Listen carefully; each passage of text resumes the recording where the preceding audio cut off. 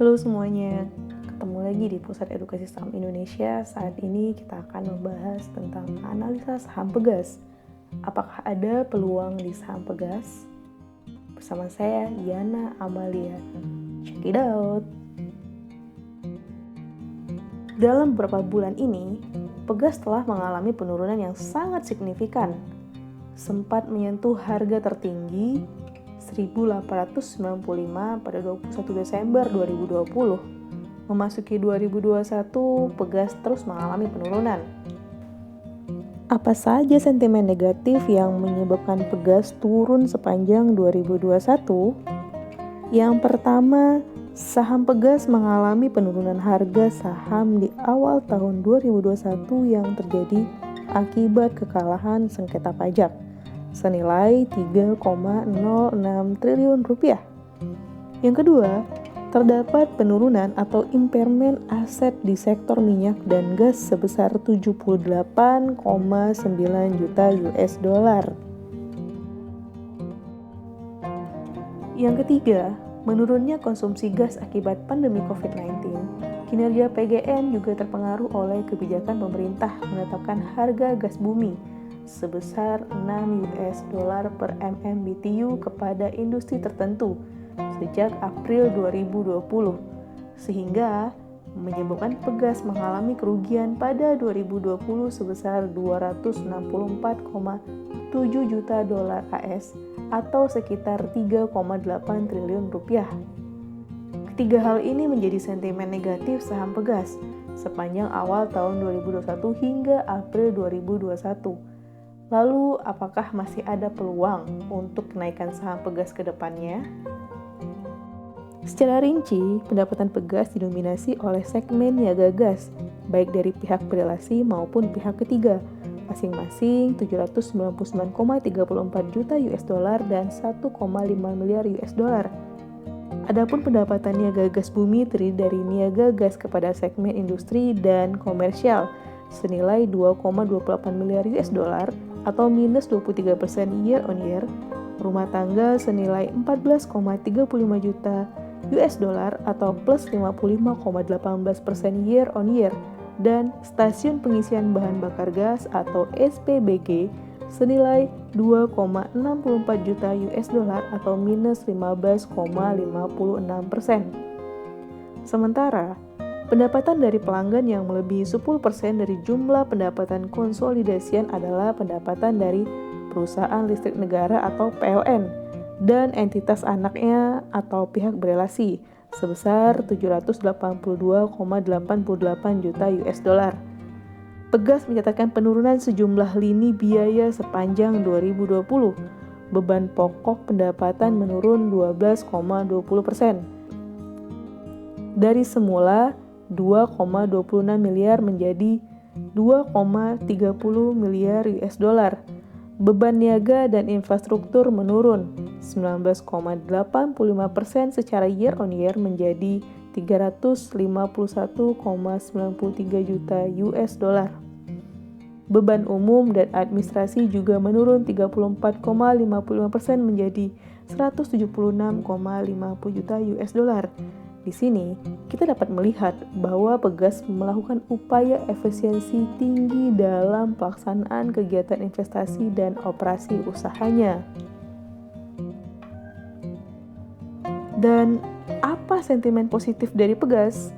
Yang pertama, dari perhitungan rasio keuangan, posisi keuangan konsolidasian PGN per 31 Desember 2020 tetap menunjukkan posisi keuangan yang masih baik, dengan total aset sebesar 7,53 miliar US dollar yang di dalamnya termasuk kas dan setara kas sebesar 1,8 miliar US dollar. Total liabilitas sebesar 4,57 miliar US dollar. Total ekuitas sebesar 2,96 miliar US dollar serta rasio lancar atau perbandingan aset lancar dengan liabilitas jangka pendek sebesar 1,7 kali.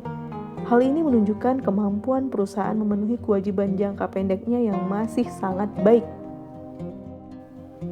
Yang kedua, Komitmen tersebut dilaksanakan PGN dengan mengalirkan gas bumi untuk industri khusus sebesar 335,9 BBTUD dan 492,5 BBTUD untuk pelanggan non-HGBT. Sedangkan untuk pelaksanaan Quick Win Capman 13, PGN Group telah berhasil menyelesaikan pembangunan infrastruktur pipa gas sepanjang 3,7 km untuk pembangkit listrik tenaga mesin gas atau PLTMG, Mobile Power Plant atau MPP Sorong, untuk pembangkit listrik di Tanjung Selor dan Nias. PGN telah menyelesaikan kesepakatan bersama dengan PLN. Yang ketiga, komitmen pelaksanaan penugasan Jargas rumah tangga di tahun 2020 juga telah dilaksanakan 100% dengan penyelesaian sambungan sebanyak 135.286 sambungan rumah tangga.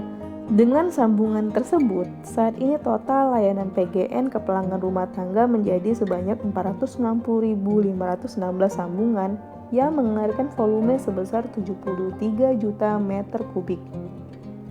Yang keempat, pembangunan pipa minyak Blok Rokan dengan panjang kurang lebih 367 km. Pipa tersebut berpotensi mengangkut minyak kurang lebih 200.000 sampai 265.000 barel per hari dan ditargetkan akan komersial pada akhir 2021. Yang kelima, selesainya pembangunan pipa gas transmisi Gresik Semarang oleh PT Pertagas. Ruas ini ditargetkan dapat merealisasikan kepastian penyaluran pasokan gas bumi di Jawa Tengah. Jaringan pipa transmisi ini sepanjang 267 km dengan kapasitas pengairan gas maksimal sekitar 400 juta kaki kubik per hari. Interkoneksi ini akan bermanfaat untuk menjangkau pengguna gas bumi sektor komersial industri lebih luas lagi, sehingga pengembangan niaga gas bumi dengan berbagai moda, baik pipa, CNG, dan LNG dapat memperluas akses gas bumi di wilayah Jateng. Melalui afiliasi Saka Energi Muria Limited atau SEML, PGN menyalurkan gas dari lapangan ke Podang untuk membangkit listrik Tambak Lorok Jawa Tengah dengan potensi pengairan gas sebesar 10-15 BBTUD. Penyaluran gas dari lapangan ke Podang ke pembangkit listrik Tambak Lorok menggunakan infrastruktur pipa transmisi Kalija 1 yang dikelola oleh PT Kalimantan Jawa Gas dengan panjang kurang lebih 201 km.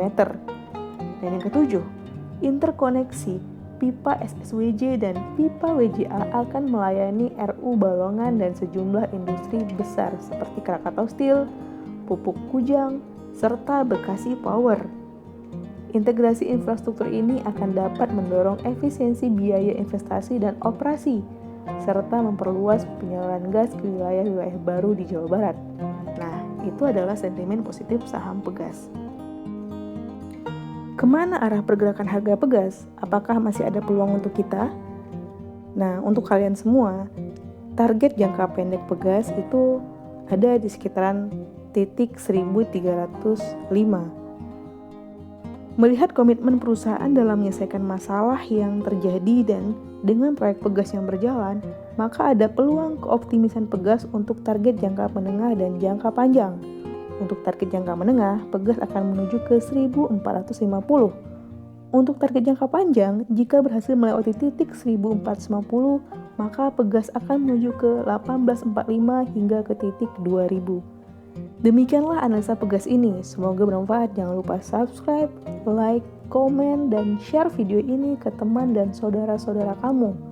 Dan jangan lupa jaga kesehatan dan sampai jumpa di video selanjutnya. Bye-bye.